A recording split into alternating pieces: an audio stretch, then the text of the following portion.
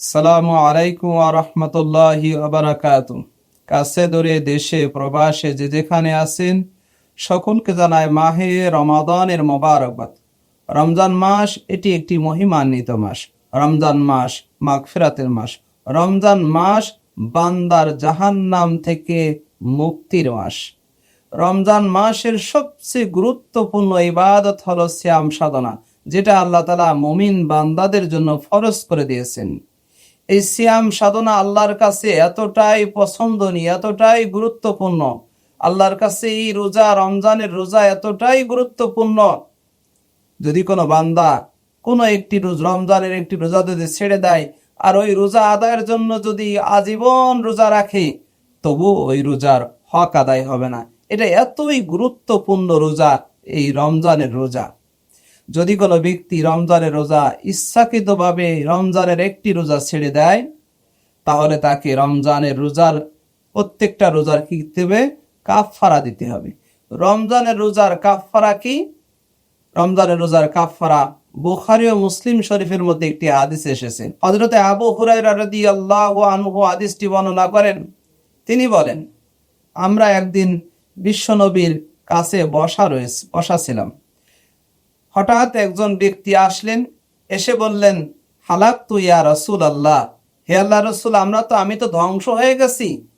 বিশ্বনবী জিজ্ঞাসা করলেন, কি হয়েছে তোমার, বলো দেখি। লোকটি বলল, ইয়া রাসূলুল্লাহ, আমি রোজা অবস্থায় আমার স্ত্রীর সাথে সহবাস করে ফেলেছি। রাসূলুল্লাহ সাল্লাল্লাহু আলাইহি ওয়াসাল্লাম শুনে বললেন, তাহলে তোমার এই রোজার কাফফারা আদায় করতে হবে। রোজার কাফফারা কি? রাসূলুল্লাহ সাল্লাল্লাহু আলাইহি ওয়াসাল্লাম বললেন, তাহলে হাল তাজিদু রকাবাতান, তোমার কি কোনো গোলাম বান্দি আছে? তুতিকুহা, যে গোলাম বান্দিকে তুমি আজাদ করে দেবে রোজার কাফফারা হিসেবে। তোমার কাছে কি কোনো গোলাম বান্দি আছে যাকে তুমি তোমার এই রোজার কাফফারা হিসেবে মুক্ত করে দেবে? লোকটি বলল, না ইয়া রাসূলুল্লাহ, আমার কাছে এরকম কোনো গোলাম বান্দি নেই। রাসূল সাল্লাল্লাহু আলাইহি ওয়াসাল্লাম বললেন, তাহলে হাল তাস্তাতিউ আন তাসুমা শাহরাইনি মুতাতাবিআইন, তাহলে তুমি কি একাধারে 2 মাস রোজা রাখতে সক্ষম রাখো? তুমি কি একাধারে 2 মাস রোজা রাখতে পারবে? লোকটি বলল, না ইয়া রাসূলুল্লাহ। তখন রাসূল সাল্লাল্লাহু আলাইহি ওয়াসাল্লাম বলেন, হাল তাজিদু ইতআমা 60 মিসকিন, তাহলে তোমাকে 60 জন মিসকিনকে খানা খাওয়াতে হবে। লোকটি বললেন, ইয়া রাসূলুল্লাহ, এটাও আমার পক্ষে সম্ভব নয়।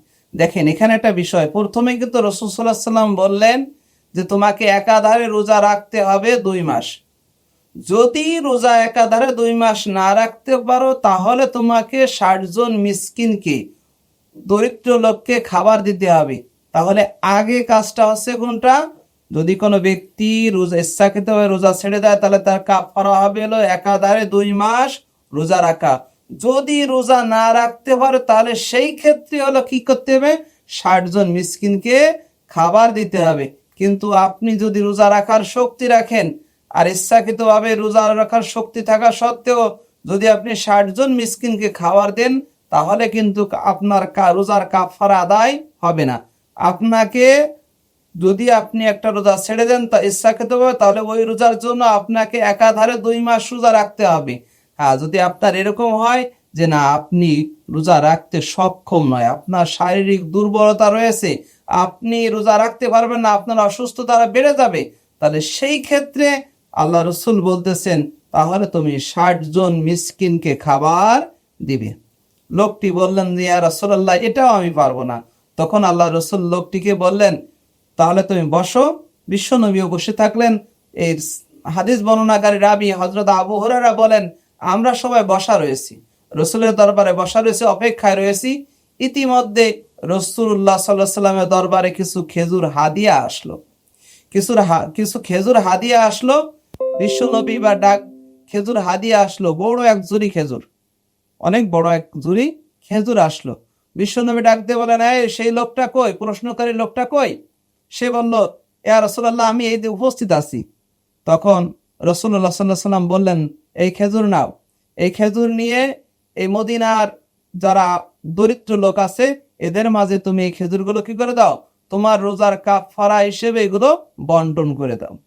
তখন লোকটি বললেন, ইয়া রাসূলুল্লাহ, এমন লোকদের কাজ মাঝে বন্টন করতে যেই লোকগুলো আমার চাইতে বেশি দরিদ্র? আপনি কি বলতেছেন আমার চাইতে বেশি দরিদ্র লোকের মধ্যে এটা বন্টন করতে? রাসূলুল্লাহ সাল্লাল্লাহু আলাইহি ওয়াসাল্লাম বললেন, হ্যাঁ, আমি সেটাই বলতেছিলাম। তখন লোকটি বললেন, ইয়া রাসূলুল্লাহ, আল্লাহর কসম করে বলতেছি, আমি মদিনার এই দুই পাহাড়ের মধ্যবর্তী স্থানে আমি চিন্তা করে দেখেছি যে মদিনার এই দুই পাহাড়ের মধ্যবর্তী স্থানে আমার চাইতে দরিদ্র, আমার পরিবারের চাইতে দরিদ্র লোক আর কেউ নাই। যখন এই কথাটি বলল, আল্লাহ রসুল সাল্লাল্লাহু আলাইহি ওয়াসাল্লাম হেসে দিলেন। রসুল সাল্লাল্লাহু আলাইহি ওয়াসাল্লামের দাঁত মোবারক বের হয়ে গেল। রসুল সাল্লাল্লাহু আলাইহি ওয়াসাল্লাম বললেন যে, নাও, এগুলো তাহলে তুমি তোমার পরিবারের পিছনে কি করো? খরচ করো। তাহলে এই হাদিস থেকে বোঝা যায় যে কাফারার সম্পদ নিজ পরিবারের পিছনে ব্যয় করা যায়। আসলে বিষয়টা এরকম নয়, বরঞ্চ এই ব্যাপারে সমস্ত মুহাদ্দিসিন ইকরাম একমত যে কাফারার সম্পদ, কাফারার খাবার, এটা নিজ পরিবারের পিছনে খরচ করা জায়েজ নাই। তাহলে রাসূল সাল্লাল্লাহু আলাইহি ওয়াসাল্লাম যে বললেন লোকটিকে নিজ পরিবারের পিছনে খরচ করতে, নিজ পরিবারের জন্য খরচ করতে, তাহলে এর উত্তর কি? এর উত্তর হলো, কেউ কেউ বলেছেন যে এটা শুধুমাত্র এই হাদিসটি, ওই ঘটনাটি শুধুমাত্র ওই লোকটির জন্যই নির্দিষ্ট ছিল। এটা অন্য কারোর সাথে এটাকে কি করা যাবে না, এটাকে প্রয়োগ করা যাবে না। এটা শুধুমাত্র ওই লোকের জন্যই নির্দিষ্ট। আবার কেউ কেউ বলেছেন না, এটার আমলটা বাতিল হয়ে গেছে, রহিত হয়ে গেছে, ওই আমল আর এখন আমল করা যাবে না। বরঞ্চ কি, যে যদি কোনো ব্যক্তি তার রোজার কাফারা দেওয়ার সে যদি দরিদ্র হয়, তাহলে সে যখন সচ্ছল হবে তখন সে তার রোজার কাফারা আদায় করবে। কিন্তু তার কাফারার সম্পদ তার নিজ পরিবারের পিছনে ব্যয় করা যাবে না। তাহলে সম্মানিত ভাইরা আমার, তাহলে আমরা আজকের এই হাদিস থেকে কি বুঝলাম? এই হাদিস থেকে আমাদের শিক্ষণীয় বিষয় কি? শিক্ষণীয় বিষয় হলো, যদি কোনো ব্যক্তি ইচ্ছাকৃতভাবে রমজানের একটি রোজা ছেড়ে দেয়, তাহলে তাকে রোজার কাফারা আদায় করতে হবে। রমজানের রোজার কাফারা কি? যে একাধারে 2 মাস রোজা রাখতে হবে। যদি কোনো ব্যক্তি একাধারে 2 মাস রোজা রাখতে না পারে, তাহলে তাকে আপনার 60 জন মিসকিনকে খাবার দিতে হবে। এটাই হলো রোজার কাফারা। তাহলে আমরা প্রত্যেকে যেন সতর্ক থাকি, আমাদের রোজা যেন ছুটি না যায়।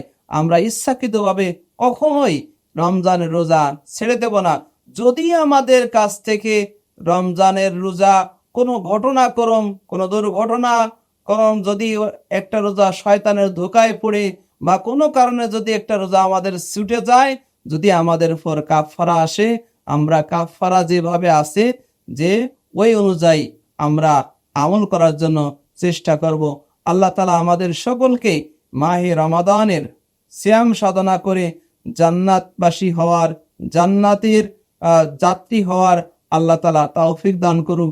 আমিন। আসসালামু আলাইকুম ওয়া রাহমাতুল্লাহি ওয়া বারাকাতুহু।